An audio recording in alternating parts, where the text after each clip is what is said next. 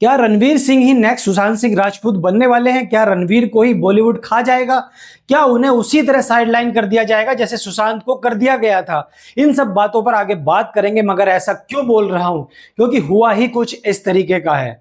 तारीख थी 26 मई 2026 के दिन एक न्यूज आती है, एक ऐसी न्यूज जिसने लिटरली बॉलीवुड फैंस को शॉक्ड कर दिया था। रणवीर सिंह को फिल्म वर्कर्स बॉडी ने बैन कर दिया। इसका मतलब समझते हो? इसका मतलब यह है कि रणवीर सिंह अब बॉलीवुड में काम ही नहीं कर पाएंगे जब तक ये बैन हटता नहीं।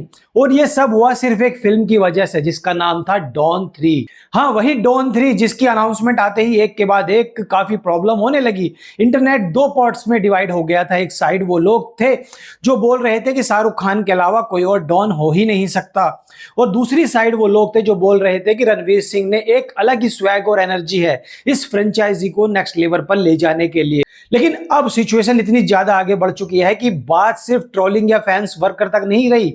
अब officially industry body legal notice और करोड़ों के डैमेज तक का मामला पहुंच चुका है। रिपोर्ट के अनुसार वेस्टर्न इंडिया सिरे एम्प्लॉइज यानी कि FWIC ने रणवीर सिंह के खिलाफ नॉन कोऑपरेशन डायरेक्टिव इश्यू कर दिया है। FWIC इंडिया की सबसे पावरफुल वर्कर बॉडीज में से एक मानी जाती है और इसके अंदर लाखों वर्कर्स भी आते हैं। अब सवाल यह उठता है कि आखिर ऐसा क्या हुआ बॉलीवुड का एक टॉप सुपरस्टार इस लेवल तक पहुंच गया है?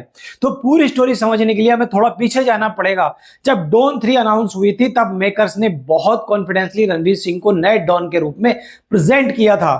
फिल्म को डायरेक्ट कर रहे थे फरहान अख्तर। एक्सेल एंटरटेनमेंट जो फरहान की कंपनी है, यहाँ डायरेक्टर और प्रोड्यूसर दोनों एक फरहान का नाम ही था। अनाउंसमेंट वीडियो के बाद काफी मिक्स रिएक्शन आए थे, लेकिन धीरे धीरे लोग ये भी एक्सेप्ट करने लगे कि चलो अब एक नया एरा शुरू हो रहा है। लेकिन फिर अचानक रिपोर्ट्स आने लगी कि रणवीर सिंह फिल्म से एग्जिट कर चुके हैं। पहले सबको लगा नॉर्मल क्रिएटिव रेफरेंस होंगे, बॉलीवुड में ऐसा होता रहता है, किसी को स्क्रिप्ट पसंद नहीं आती, को डेट्स में इश्यू होता है। लेकिन इस बार मामला अपेरेंटली काफी बढ़ चुका था। रिपोर्ट्स के मुताबिक फरहान अख्तर की साइड से शिकायतें दर्ज कराई गई कि रणवीर सिंह ने कथित तौर पर आखिरी समय में फिल्म छोड़ दी, जिससे प्रोडक्शन को भारी नुकसान भी हुआ है। और यहीं से एंट्री होती है FWIC की।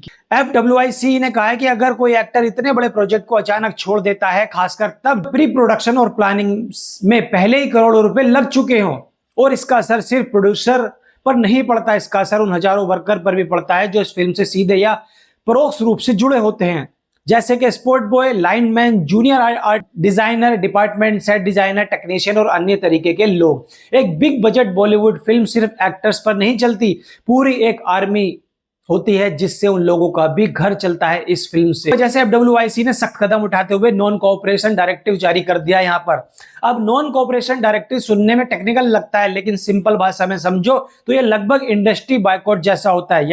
यानी कि एफिलिएटेड वर्कर एसोसिएशन से कहा जाता है कि वो उस एक्टर के साथ काम नहीं करेंगे। अगर आप बॉलीवुड को क्लोजली फॉलो करते हो, आपको पता होगा कि बैन मजाक नहीं होते। बॉलीवुड एक एंटरटेनमेंट इंडस्ट्री है। वर्कर्स यहाँ पर कोऑपरेट ना करें तो शूटिंग करना एक नाइटमेयर बन जाता है। अब इस कंट्रोवर्सी का सबसे शॉकिंग पार्ट क्या था? 45 करोड़ रुपए। हाँ, रिपोर्ट्स के अनुसार फरहान अख्तर की साइड से रणवीर सिंह ने लगभग 45 करोड़ रुपए की डैमेजिंग की मांग की गई है। 45 करोड़ कोई छोटी रकम नहीं होती, खासकर सिर्फ एक एग्जिट डिस्प्यूट के लिए। रिपोर्ट्स में यह भी कहा गया है कि डॉन 3 लगभग 3 साल से डेवलपमेंट फेज में थी और रणवीर के एग्जिट ने पूरी प्लानिंग को डिस्टर्ब कर दिया है। अब यहाँ एक एंटरटेनमेंट चीज नोटिस करने वाली है। रणवीर सिंह की इमेज बॉलीवुड में हमेशा एक एनर्जेटिक, पैशनेटिक और प्रोफेशनल एक्टर की रही है। बंदा अपनी फिल्मों के लिए लिटरली जाना जाता है और साथ में जान लगा देता है, चाहे बाजीराव हो, खिलजी हो, गली बॉय हो, या फिर अभी हाल ही में रिलीज हुई बॉलीवुड की सबसे बड़ी ब्लॉकबस्टर धुरंधर ने हमजा का रोल हो, उसने अपना 200% दिया है। इसलिए जब ये न्यूज आई तो बहुत से लोग जेन्युइनली कंफ्यूज हो गए। कुछ लोग बोलने लगे कि शायद स्टोरी में कुछ और भी है जो पब्लिक को नहीं पता। कुछ फैंस ने डिफेंस करते हुए कहा कि हो सकता है कि स्क्रिप्ट मिसयूज हो सकता है, क्रिएटिव क्लेश हो सकते हैं रणवीर और पब्लिक को कुछ और बताया जा रहा है। लेकिन दूसरी तरफ ये लोग ये भी बोल रहे थे कि अगर कोई एक्टर इतनी लेट स्टेज पर फिल्म छोड़ता है तो जाहिर तौर पर प्रोड्यूसर को भारी नुकसान भी हो जाता है। और देखा जाए तो दोनों साइड की बात भी यहाँ पर समझ में आती है। एक एक्टर को हक है प्रोजेक्ट छोड़ने का अगर उसे लगता है कि चीजें सही दिशा में नहीं जा रही, लेकिन प्रोड्यूसर का भी पॉइंट वैलिड है क्योंकि बॉलीवुड में टाइम मनी माना जाता है। और यहाँ डॉन 3 कोई नॉर्मल फिल्म नहीं है, ये एक लेगेसी फ्रेंचाइजी है। डॉन नाम के साथ रहने से ही पहले एक्सपेक्टेशन हाई आसमान छूती है, क्योंकि ऑडियंस के दिमाग में ऑटोमेटिकली शाहरुख खान और अमिताभ बच्चन आ जाते हैं। ऐसे में अगर फिल्म डिले हो जाए या कलेश हो जाए तो सिर्फ आर्थिक नहीं बल्कि ब्रांडिंग डैमेज भी यहाँ पर साथ में साथ होता है। इस कंट्रोवर्सी के बीच रणवीर सिंह ने शुरुआत में चुप्पी बनाए रखी और सच कहे तो उस चुप्पी ने और भी ज्यादा अटकलों को यहाँ पर जन्म दे दिया था। पिता रणवीर की तरफ से एक ऑफिशियली स्टेटमेंट आ जाता है। स्टेटमेंट में कहा गया कि रणवीर पैटर्निटी और डॉन फ्रेंचाइजी की इज्जत करते हैं और अब इस मामले को गरिमा के साथ, परिपक्वता के साथ संभालना चाहते हैं। साथ ही उन्होंने अनावश्यक बयानबाजी से भी बचने की बात कही है कि उनके फैंस ऐसी बातें ना करें। तो ये था पूरा मामला, जिसे मैंने बड़े आराम से और प्यार से आपको समझा दिया कि पूरा मामला आखिर यहाँ पर क्या था। अब आती है वो बात जिस बात को लोग इस कंट्रोवर्सी में इग्नोर कर देंगे, वो है धुरंधर की सक्सेस और रणवीर सिंह का जबरदस्त उभार। बड़े बड़े खान के स्टारडम को यहाँ पर टक्कर दे दिया रणवीर सिंह ने। ऐसे में जाहिर सी बात है कि खान डोमिनेटेड इंडस्ट्री में काफी लोगों को मिर्ची भी यहाँ पर लग गई होगी। ऊपर से जब रणवीर की मूवी में इन सबके बाप को विलन दिखाया गया, जिसकी सालों से रॉबिन हुड वाली इमेज बनाई जा रही थी बॉलीवुड के अंदर। रणवीर पहले ऐसे एक्टर हैं जिन्होंने किसी वजह से फिल्म साइन करने के बाद छोड़ दी है, तो जवाब आता है बिल्कुल भी नहीं। बॉलीवुड का पूरा इतिहास उठाकर देख लो, ऐसे कई उदाहरण मिल जाएंगे जहां एक्टर्स ने फिल्म साइन की, शूटिंग की, करोड़ों का सेटअप तैयार हुआ और फिर प्रोजेक्ट को बीच में छोड़कर वो अलग हो गए। एक्टर भी हैं, एक्ट्रेस भी हैं, लेकिन हर बार रिएक्शन एक जैसा यहाँ पर नहीं होता।